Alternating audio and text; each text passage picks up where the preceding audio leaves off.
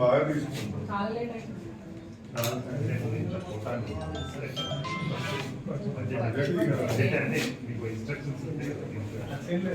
డబ్బులు ఉంటే అకౌంట్లో మనం చెక్కులు వేస్తే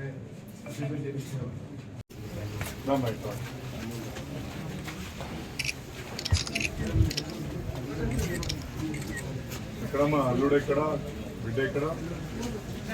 జంగం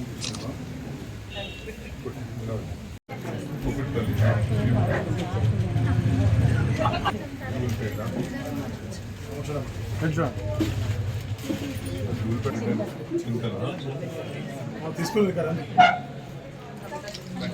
దాకా వెంకటాపురం సార్. ఒక్కసారి పక్కపక్కకే ఇచ్చిన అయితే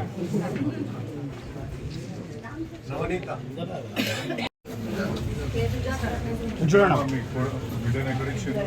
ఇబ్రాహీం పట్ల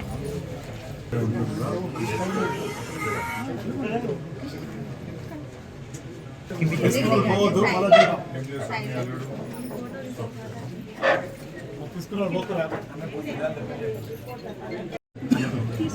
ఎక్కడమ్మా మన అత్తగారు డబ్బు డెలివరీ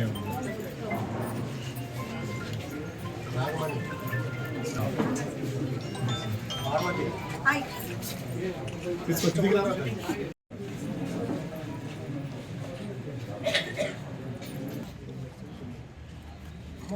కొంచెం ఒక్క నిమిషం లాస్ట్లో పడితే మంచిగా ఉంటుంది కూడా.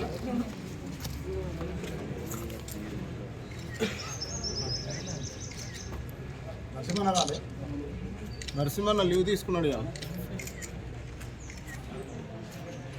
అల్వాల్ ఎంఆర్ఓ కార్యాలయంలో కళ్యాణ్ లక్ష్మి షాదీ ముబారక్ చెక్కులు ఇవ్వడం జరిగింది.